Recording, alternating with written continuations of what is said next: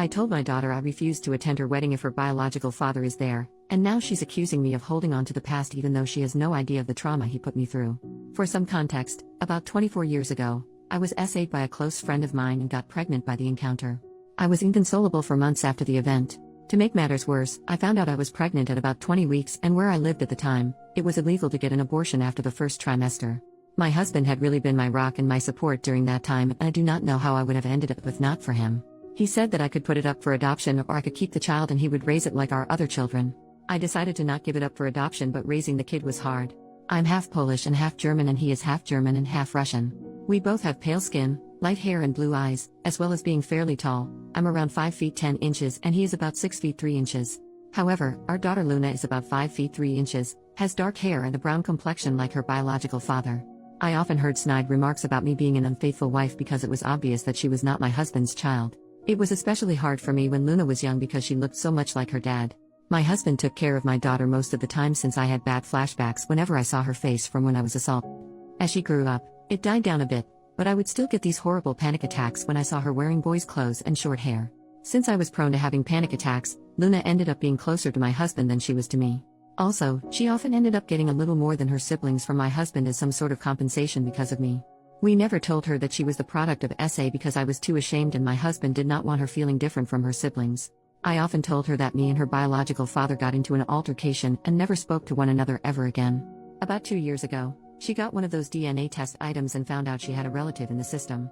This said relative got Luna in touch with her bio dad and they started talking despite my protests. He apparently wanted to speak to me about something he wanted to tell me, so Luna attempted to persuade me to speak with him. I made her aware that me and her father shouldn't ever be in the same room together. Now Luna is getting married to a lovely young man, and she is having a pretty decently sized wedding. The original plan was to have my husband walk her down the aisle, but he had gotten into a bad accident leaving him in a wheelchair until his legs are strong enough to support his weight again. However, this is not her idea of a picture-perfect wedding day, so she invited her biological father to have the honor of being the bride's father.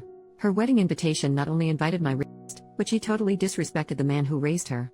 Although I or a bridesmaid could have pushed him down the aisle, she thinks it would not fit the vibe of the wedding.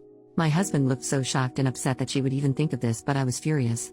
I have a visceral hate for that man and I let her know that I would not be anywhere near him. She told me that this is what she wants and there's no changing her mind, so I told her I will not be attending if he's there.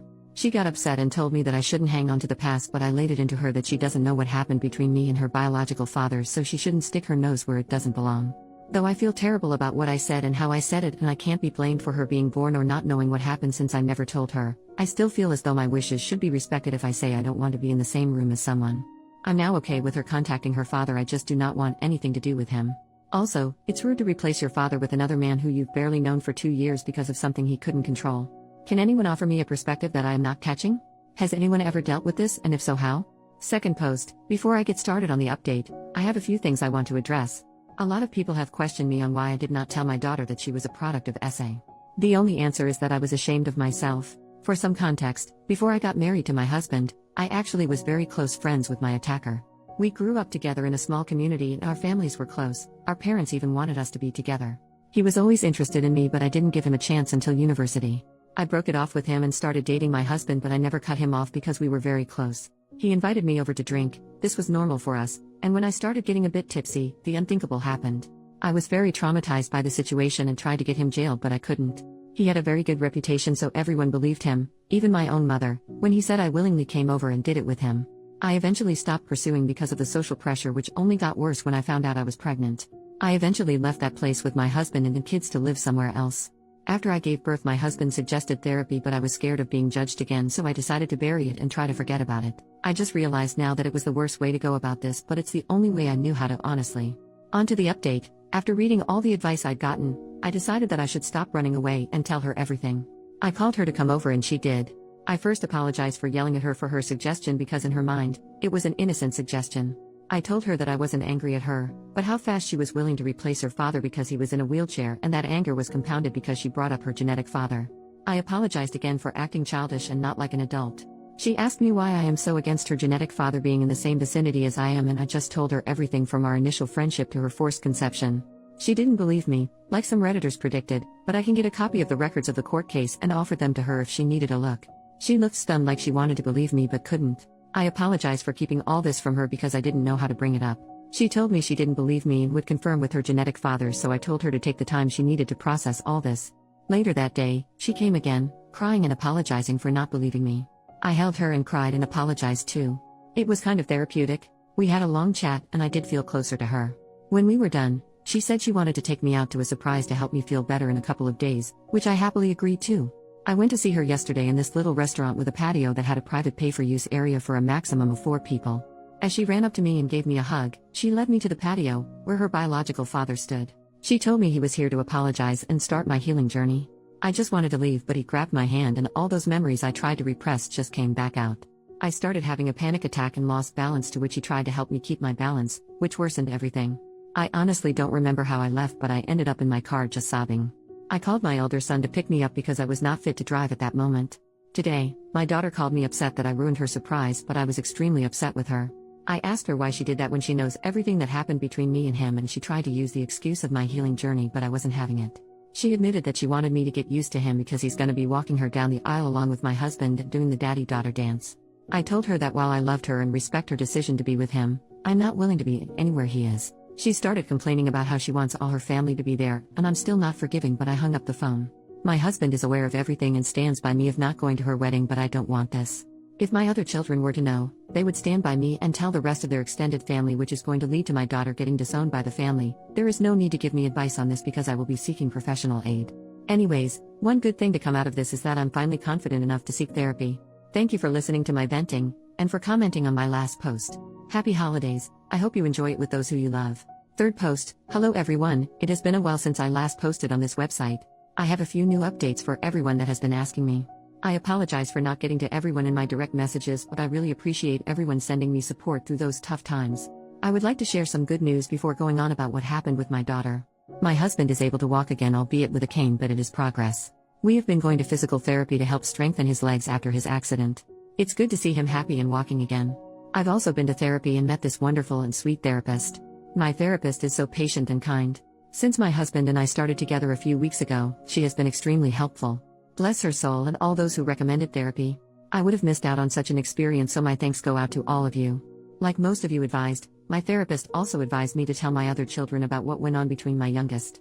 For reference, I have 3 other children, 30M, 27F, 27M. My eldest boy is the only one that had a slight idea of what happened, but the other 2 were left unaware.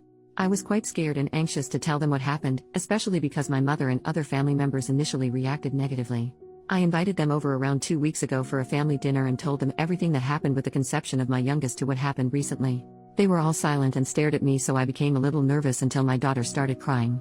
It was so upsetting for her, and my 2 sons were pissed off at my youngest and her father. They asked why I didn't tell them earlier, and I told them I was just scared of how they could have reacted. My husband took them out of the dining room to talk while my eldest daughter just cried together. When my boys and husband came back, they apologized for leaving early and left. My eldest daughter wanted to spend the night with me, but early in the morning, she left with her brothers to do whatever. I didn't hear anything from them until last Wednesday. I was on Facebook when I saw my elder daughter's post calling out my younger daughter for not only ignoring the man who raised her but siding with her mother's assaulter and re-traumatizing her. My boys made similar posts as well, dragging her name through the mud. I had so many direct messages, but I didn't want anything to do with them, so I deleted the app off my phone. Since I don't like people knowing about my personal life, I asked my kids to take down the posts. They said they did, but I haven't re-downloaded the app to find out. My youngest would-have-been husband came to my house with his mother to apologize. He told me he broke off the engagement because he couldn't be with someone who treated their parents like that. His mother let me know how disgusted she was with my daughter's actions, and someone like that would never be a part of her family. I was honestly stunned by all the support I have received. It's one thing to receive support online, but receiving support in real life was surreal for me. I'm a bit disappointed because I wanted my daughter's former fiancé to join the family, as he is a lovely and sweet boy, but he has boundaries in a relationship that my daughter unfortunately crossed. As for my youngest, she is furious with me. She sent me a nasty voicemail saying that I ruined her life. Her friends and fiancé basically cut her off. Needless to say, I felt terribly sorry because I had attempted to avoid this situation at all costs. I went through what she is experiencing, and I know exactly what it feels like. I told my therapist about this, and she told me that the difference is that while I was the victim, my daughter brought it on herself. My therapist is probably right, but I can't stop this feeling of dread. I tried to call my daughter, but once I heard her father on the line, I hung up. He took it upon himself to let me know that my daughter is depressed because of my actions. I feel terrible for treating my daughter like this. My husband says that I should focus on myself, and I'm trying to, but I just can't stop worrying. I don't think that my daughter is safe when she's with her biological father. This is all that's going on in my life right now for all those asking. Thanks for listening to me and thanks for the advice again. I really appreciate everything.